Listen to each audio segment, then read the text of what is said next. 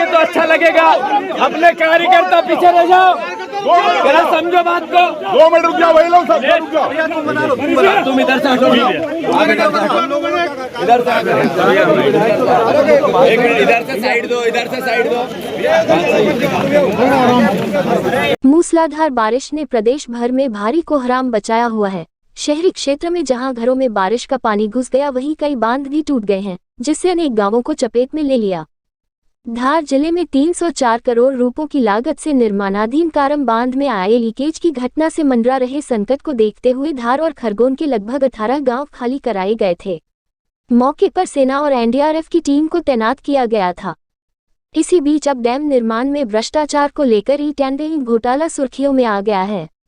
कांग्रेस ने कहा है कि डैम के निर्माण में हुए भारी भ्रष्टाचार, गुणवत्ताविहीन निर्माण कार्य एवं अन्य अनियमितताओं के चलते लीकेज की स्थिति उत्पन्न हुई, जिसे देखते हुए प्रदेश कांग्रेस अध्यक्ष कमलनाथ ने धार जिले के कारम बांध की घटना की जांच हेतु 8 सदस्यीय समिति भी गठित की। इस कमेटी ने संयुक्त रूप से घटनास्थल पर पहुंचकर स्थानीय लोगों एवं प्रभावित परिवारों से मुलाकात कर रिपोर्ट कमलनाथ को सौंपी।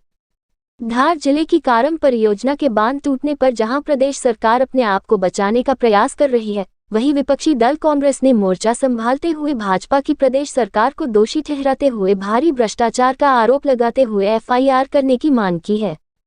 कारम परियोजना के बांध पर प्रदेश के पूर्व मुख्यमंत्री कमलनाथ ने पत्रकार वार्ता में कई आरोप ही नहीं लगाए, बल्कि स्थिति स्पष्ट करते हुए कहा, मुख्यमंत्री शिवराज सिंह के भ्रष्टाचार का बांध फूटा है, जिसमें मैंने स्वयं देखा कि लोगों की जमीन, फसूल व मकान तक चौपट हो गए हैं।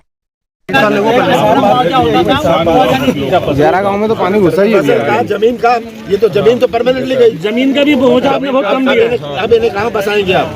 सर जमीन जो है फसल क्षति हुई थी, उसका सर्वे करवा लिया है और सर्वे के बाद एक तो है फसल का मुआवजा, एक है जो हमेशा के लिए जमीन गई, जहाँ पत्थर मैं तो देख के आ रहा हूँ।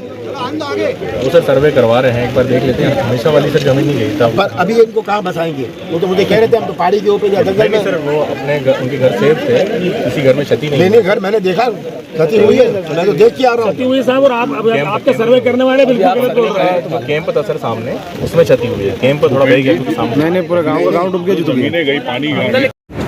खराब मौसम में यहाँ पहुँचा हूँ देखने के लिए, अपने आप देखने के लिए कि किस प्रकार से हमारे शिवराज सरकार के भ्रष्टाचार का बांध अब फूटा है। मैं बांध पर गया, लोगों से मिला, जिनकी जमीन, जिनकी फसल, जिनके मकान सब चौपट हुए हैं। ये उदाहरण अपने प्रदेश में जो भ्रष्टाचार की व्यवस्था बनी है, इसका एक उदाहरण है। मैं मुख्यमंत्री था और मैंने कार्रवाई शुरू करी थी ई टेंडरिंग के बारे में।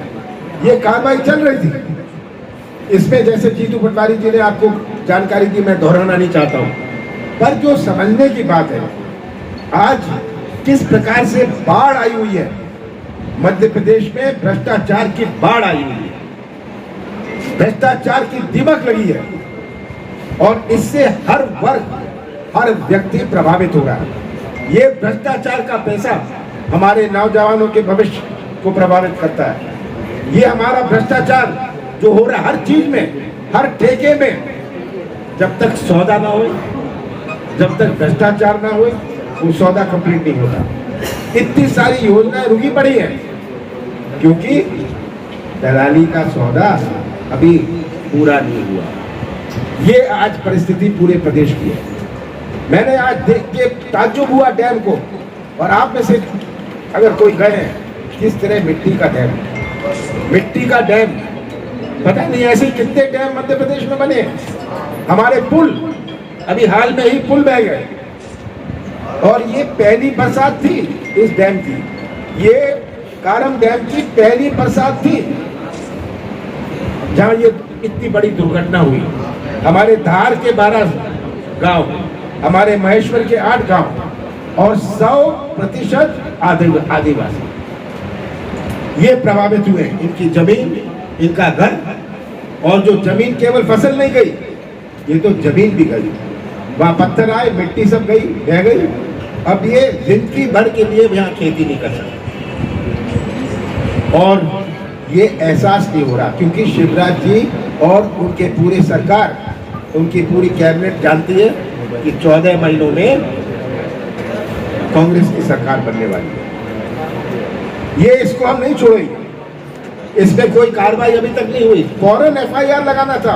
आप सबने देखी कैसी मिट्टी का डैम बना है। इसमें तो कोई कसर बची थी। जो ठेकेदार हैं, रास्ते में चलते हुए मैंने लोगों से पूछा जो प्रभावित हुए, उन्होंने कहा हमारे पास तो कोई अधिकारी नहीं आया, कोई अधिकारी अभी तक नहीं पहुंचा। अधिकारी से बात करी, वो कहता है हम सर्वे कर रहे हैं। जब आंखों से दिख रहा है आपको, किस बात का सर्वे कर रहे हैं? तो मैंने कहा किस चीज के लिए सर्वे कर रहे हैं? कहते हैं फसल के लिए। मैंने कहा जो जमीन गई, कहता उसका तो हम जानते नहीं। आज तो जिंदगी भर के लिए हमारे किसानों की जो जमीन गई है उसका मुआवजा जो 4 गुना मिलना है वो मिलना चाहिए। जो मकान गिरे हैं, जो मकान बह गए हैं, जो फसल गई है, इस सब का मुआवजा एक सीमित समय में दे। बाढ़ आई थी नीमच और मंदसौर में, पूछेगा नीमच के लोगों से, मैं वहां गया था, हफ्ते भर में मुआवजा मिला। पर ये कहेंगे हमें तो फाइल पहले बनानी है। ये फाइल नहीं बनानी, इसमें भी ये तरकीब निकालेंगे कैसे भ्रष्टाचार हो सकता है। हर चीज में इनका भ्रष्टाचार हुआ है। चलिए बोलिए। बीजेपी ने आज आरोप लगाया है कि 15 महीने की सरकार कांग्रेस के रही, उसी समय ये काम चालू हुआ था। इन्होंने टेंडर दिया। टेंडर किसको दिया, कब दिया? जी तो बताना, ये टेंडर कब दिया? ऐसा है कि 2016 की टेंडर की प्रक्रिया हुई, 100 करोड़ का टेंडर की DPR बनी, 304 करोड़ का टेंडर का 2018 में फिर से कीमत बढ़ा के फिर से चालू किया। ये कांग्रेस की सरकार में हुआ। ये ई टेंडरिंग की जांच हुई, गिरफ्तार हुए पांडे जी, ये हुआ कांग्रेस की सरकार में। जैसे ही बीजेपी की फिर सरकार बनी तब इसका काम चालू हुआ। और जिस तरीके से ये एक बांध नहीं है, ऐसे कई बांध हैं। इनके प्रश्न के उत्तर में इन्हें जिनने स्वीकार किया, मैंने एक प्रश्न लगाया था कि PHE के और सिंचाई विभाग के कितने कर्मचारी भ्रष्ट हैं जिन पे जांच चल रही है। तो 70% कर्मचारी अधिकारी जिस विभागों के भ्रष्ट हो, मंत्री ईमानदार कैसे हो सकता है? सरकार ईमानदार कैसे हो सकती है? आरोप लगाने से पहले जांच तो करवा लेते, पीड़ित दंडित तो कर देते। वही तो अधिकारी है। एक बीजेपी नेता का भाई तो अभी इसका मुख्य अधिकारी बना बैठा है, जिसका रिटायरमेंट हो गया, उसको फिर 4 महीने का एक्सटेंशन दे दिया, 1 साल का एक्सटेंशन दे दिया। क्यों? पार्टनर है वो। तो ये जांच का विषय है आप लोगों के लिए। काट के पानी निकाला तो इसकी आवश्यकता क्यों पड़ी? नहीं, मिट्टी का डैम बनाओ, तब जब बह जाए सब तब बोलो अपना काट रहे हैं। और ये बड़ी उपलब्धि है। नाकाराम डैम की दुर्घटना हुई है। मुझे तो डर है कि कितने और पुल बह जाएंगे, कितने और डैम बह जाएंगे। ये सब भ्रष्टाचार की जो बाढ़ आई है, जो दीमक लगी है, ये आज उसका परिणाम है। आप सबने देखी कैसी मिट्टी का डैम बना है। इसमें तो कोई कसर बची थी। जो ठेकेदार है और जिसको प्राइम ठेकेदार बनाया दिल्ली वाली कंपनी को, ये समझौते के साथ बनाया कि उसके बाद ये जिस कंपनी सारथी कंपनी है उसको दिया जाएगा।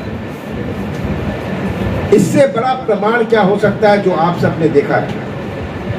इससे बड़ा प्रमाण क्या हो सकता है भ्रष्टाचार का? और अगर हम गिनना शुरू करें, इनने नर्मदा के किनारे वृक्षारोपण का भ्रष्टाचार, ई टेंडर का भ्रष्टाचार, हम कितनी गिनती करें? ये अस्पताल, नर्सिंग कॉलेज, आयुष्मान, सब में भ्रष्टाचार।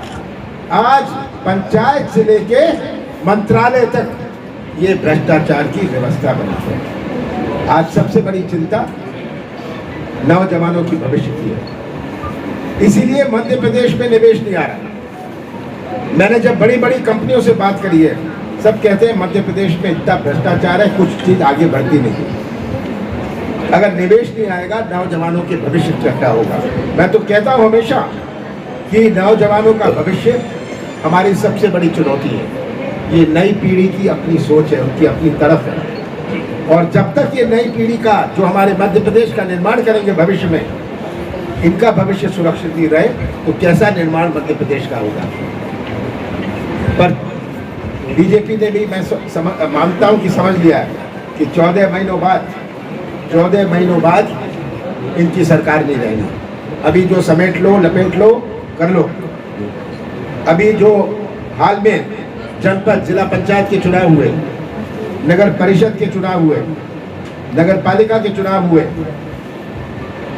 मेयर के चुनाव हुए, इसमें किस प्रकार के पुलिस, पैसा और प्रशासन का उपयोग किया गया। ये इस जिले की बात नहीं है, पूरे प्रदेश में किस तरह पुलिस, पैसा, प्रशासन का दबाव, क्योंकि अगर इनके साथ जनमत होता, इनको पुलिस, पैसे और प्रशासन की आवश्यकता नहीं पड़ती। आज आप खरीद सकते हैं किसी का वोट। एक तो पार्षद मेरे पास आया था, इसका भी मैं खुलासा करना चाहता हूँ।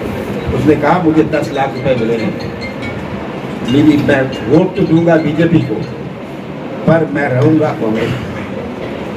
वो उनकी वोट खरीद सकते हैं, पर उनका दिल, दिमाग और आत्मा नहीं खरीद सकते। ये चुनाव में ये डैम प्रभावितों की मदद करने के बजाय कांग्रेस पे आरोप लगाया था कि वो राजनीति कर रही है।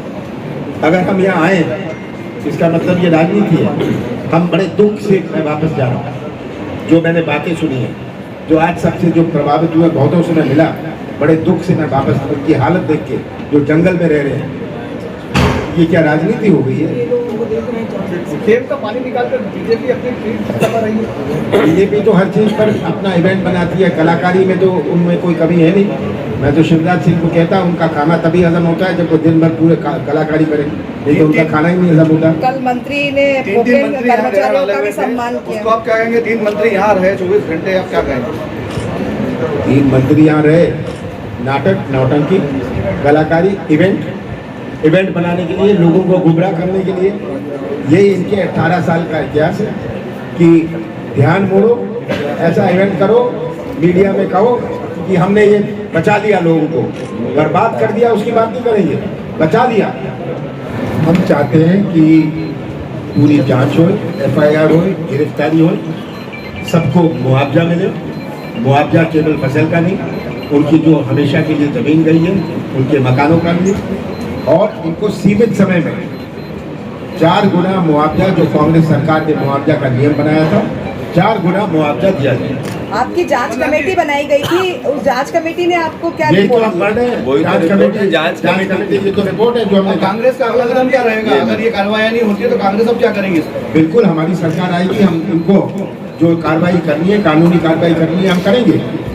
आज तक इन्होंने FIR, जो डैम दिख रहा है मिट्टी का, जो डैम दिख रहा है मिट्टी का, पहली चीज इनको FIR लॉन्च करनी थी, गिरफ्तार करना था। एक प्रश्न हो रहा है, बीजेपी कहते हैं कि कांग्रेस राजनीति करती है, क्या भ्रष्टाचार को करना ये राजनीति है कांग्रेस? ये राजनीति क्या है? अगर डैम फूटा इसमें राजनीति है, या अगर बीजेपी को ये राजनीति दिखती है तो बड़े दुख की बात है। उनकी राजनीति की नींव भ्रष्टाचार है।